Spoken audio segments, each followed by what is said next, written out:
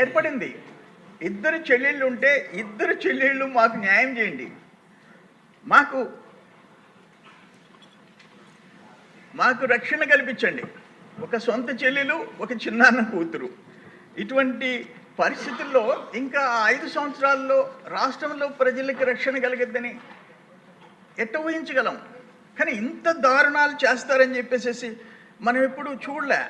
ఇప్పుడు మా దగ్గర వెంకటాచలం సర్వేపల్లి కాన్స్టిట్యున్సీలో ఒక సబ్ ఇన్స్పెక్టర్ ఒక ఉదయగిరి నారాయణని లాకప్ డెత్ చేస్తే నేను ఢిల్లీకి పోయి ఎస్సీ కమిషన్ వాళ్ళు తీసుకొని వచ్చి అక్కడ ఆ భార్య ఈరోజు ఉద్యోగం చేస్తుంది. కరుణాకర్ ఆత్మహత్య చేసుకొని లెటర్ రాసి కావల్లో చనిపోతే నేను ఎస్సీ కమిషన్కి రిప్రజెంట్ చేసి ఈరోజు అమ్మాయి ఉద్యోగం చేస్తుంది. ఆ కరుణాకర్ ఆత్మహత్య చేసుకున్నప్పుడు లెటర్ రాసి వైసీపీ నాయకుల పేర్లు చెప్పి చనిపోతే ఆ భార్యని పరామర్శించేదానికి మా యువ నాయకుడు లోకేష్ బాబు గారు వస్తే మేమందరం ఆయనతో కూడా రోడ్లో నడిచిపోయినామని మా అందరి మీద కేసులు పెట్టే పరిస్థితి వచ్చింది అధ్యక్ష.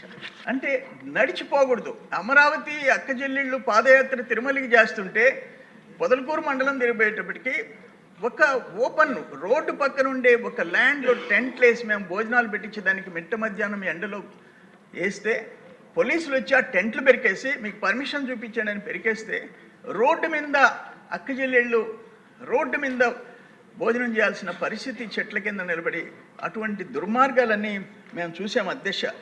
ఇది ఒకసారి ఒక ఇల్లీగల్ మైనింగ్లో ఇంకొకటి గ్రావెల్ సర్వేపల్లి రిజర్వాయర్లో విపరీతంగా గ్రావెల్ ఎత్తేస్తున్నారు వితౌట్ పర్మిట్.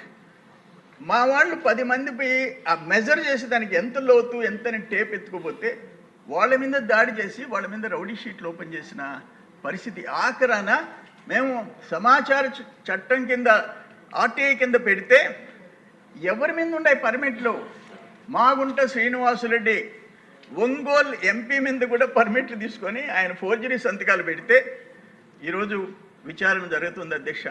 ఇటువంటి ఘోరాలు నేరాలు మనం ఎప్పుడు చూడలే. ఆ కరిముల్లా ఉదయగిరి నారాయణని చంపేసిన కాక అంటే అతనికి ఆ రోజు కోవిడ్ నడుస్తుంది, ఎవరనే చూడ్డు. ఎవరో పిల్లలు 22 ఏళ్ల పిల్లోడు ఉస్మాన్ వెంకటాచలం ఎక్కడో చెట్టు కింద బీరు తాగుతున్నారు 2-3 ఫ్రెండ్స్తో.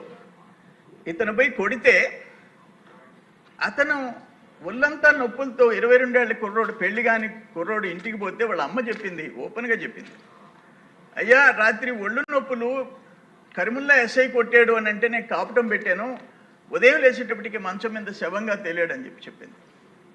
ఇంకొక కుర్రోడు 45 సంవత్సరాలు షాజహాన్ పక్కన కనుపూరు, ఆ కోవిడ్ టైంలో ఒక షెడ్లో అంటే రైతులు పంప్ చేసుకునే షెడ్లో చీట్ల ప్యాక్ ఆడుతుంటే 3-4 ఇతను కొడితే పక్క రోజు అంతా వాళ్ళ భార్య తల్లి ఎతికితే ఒక గెనం పక్కన డెడ్ బాడీ ఉంటే అది తీసుకుపోతే మేమందరం వాళ్ళని మా తెలుగుదేశం మైనారిటీ సెల్ అధ్యక్షుడు నంద్యాల నుంచి కూడా పిలిపించాం. ఆ కుటుంబాలన్నీ పరామర్శించాం, మేము చేయగలిగిన చిన్న సాయం చేశాం. అదే కరిముల్లా బంగారం దొంగతనం కేసులో దొరికి మొన్న సస్పెండ్ అయినాడు, నెల రోజులకి రీఇన్స్టేట్ అయినాడు. 3 హత్యలు. నేను హోమ్ మినిస్టర్ గారిని ఒకటే అడుగుతుండా, మా ముఖ్యమంత్రి గారు ఉండారు అడుగుతుండా, నేను వాళ్ళ మీద కక్ష కాదు, ఇటువంటి దుందుడుకు ఉండి ఇప్పటికి 3 చంపేసి ఒక గిరిజన్ పనికి రాకుండా పోయినాడు కొడితే అతను. ఒక గిరిజన్ ఈరోజు పెళ్లి లేదు ఏమీ లేదు, ఆ బ్రెయిన్ దెబ్బతిని అటువంటి అతని మీద సిఐడి 3 హత్యకి కారకుడైన వ్యక్తి మీద సిఐడి ఎంక్వైరీ చేయించాలా? అంత ఘోరమైన చరిత్ర ఉండే వాళ్ళని శిక్షించాల్సిన అవసరం ఉంది, ప్రజలకి రక్షణ కల్పించాల్సిన అవసరం ఉంది అధ్యక్ష. నేనేమంటానంటే ఈ మా అమరావతిలో వాళ్ళతో కూడా నడిచినందుకు మా మీద కేసులా? కరుణాకర్ ఆత్మహత్య చేసుకుంటే వాళ్ళ కుటుంబాన్ని పరామర్శించేదానికి లోకేష్ బాబుతో కూడా రోడ్డు మీద నడిస్తే కేసులా? 18 కేసులా? ఆఖరణ మేము ఉన్న ఆస్తులు అమ్ముకుంటే 2 ఎకరాల 30 సెంట్లు నేను ఊళ్ళోళ్ళ పొలం అమ్మేనని నా మీద 4 కేసా? ఇటువంటి ఘోరాలు జరిగినాయి అధ్యక్ష. అన్ని జిల్లాల్లో జరిగినాయి. డ్రైవర్ సుబ్రహ్మణ్యాన్ని మనం చూసాం. డోర్ డెలివరీ చేసి ఆయన్ని పక్కన పెట్టుకున్న ఆ పార్టీ నాయకుడు. అందుకని నేనేమంటానంటే లాస్ట్ టైం అన్యాయాలు, ఘోరాలు, నేరాలు జరిగినాయి. నేను అందరి జోలికి మనం కక్ష సాధించబడలే, కానీ దుర్మార్గులను మాత్రం వదిలిపెట్టకూడదు అని చెప్పేసి ఈరోజు ఆ రుస్తుం మైన్లో ఆ బ్లాస్టింగ్, నేను deputy director explosives prime minister వాళ్ళకి లెటర్ పెట్టింది కాక వైజాగ్లో డిప్యూటీ డైరెక్టర్ ఎక్స్ప్లోజివ్స్ ఉన్నాడు. ఆయనకి ఇవన్నీ పంపిస్తే తిరిగి ఆయన కలెక్టర్కి పంపించాడు. కలెక్టర్, ఎస్పీలు డమ్మీలుగా మారిపోయినారు. ఆ రోజు పరిస్థితి, మాట్లాడని పరిస్థితి. అందుకని ఇంత ప్రత్యక్షంగా నేను ఇవన్నీ మెయిల్స్ పెట్టాను. నేను ఆ లొకేషన్స్ తీసి నేను ఊరికే ఏదో ఫోటోలు పెట్టలేదు. టైం, లొకేషన్, డేట్ కంప్లీట్గా ఉంది. ఇంత ఎవిడెన్స్ క్రియేట్ చేశాం. కానీ వాళ్ళని, అటువంటి దుర్మార్గుల్ని మాత్రం శిక్షించాల్సిన పరిస్థితి ఉంది. ఇంకొకటి హోమ్ మినిస్టర్ గారికి నేను చెప్పేది ఏంటంటే, గిరిజనులు అమాయకులు, నిరక్షరాస్యులు, వాళ్ళు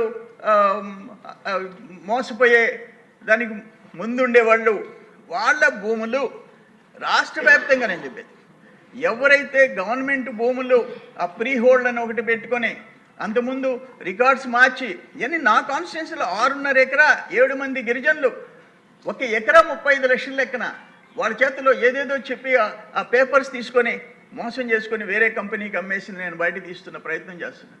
అందుకని వాళ్ళ విషయంలో హోంశాఖ ప్రత్యేకమైన వాళ్ళకి రక్షణ కల్పించేదానికి ఒక కన్నేసి పెట్టాల్సిన అవసరం ఉందని చెప్పేసి తెలియజేస్తూ సెలవు తీసుకుంటున్నాను అధ్యక్ష. ధన్యవాదాలు.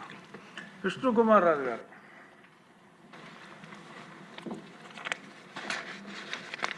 అధ్యక్ష, ఈరోజు మాట్లాడటానికి అవకాశం ఇచ్చినందుకు మీకు ధన్యవాదములు అధ్యక్ష. అధ్యక్ష, క్రిందటి ప్రభుత్వంలో ఏ విధంగా దారుణాలు, దుర్మార్గపు పనులు అందరికీ తెలుసున్న విషయం. ఆఖరికి మీకు బాగా ఎక్కువ తెలుసు అందరికంట. అట్లాగే మాచర్ల ఎమ్మెల్యే గారు, వారికి కూడా పూర్తిగా తెలుసు. అధ్యక్ష, అందరికీ తెలుసున్న విషయం వివేకానంద రెడ్డి గారి హత్య కేసు. ఇన్ని సంవత్సరాలు అయిపోయింది, ఇప్పటికి ఒక కొలిక్కి రాలేదు. దాంట్లో ఉన్న సాక్షులు కూడా పైకి వెళ్ళిపోతున్నారు అధ్యక్ష. Mysterious deaths. ఈ మధ్య కూడా వాచ్మెన్ రంగన్న, ఆయన కూడా మిస్టీరియస్ డెత్ కింద ఆయన పైకి వెళ్ళిపోయిన పరిస్థితి అధ్యక్ష. అట్లాగే అధ్యక్ష, దీనిపైన చూస్తే సుమారు 6 ఈ హత్య కేసుకి విట్నెస్లుగా ఉన్న వాళ్ళు 6 చనిపోవటం జరిగింది అధ్యక్ష.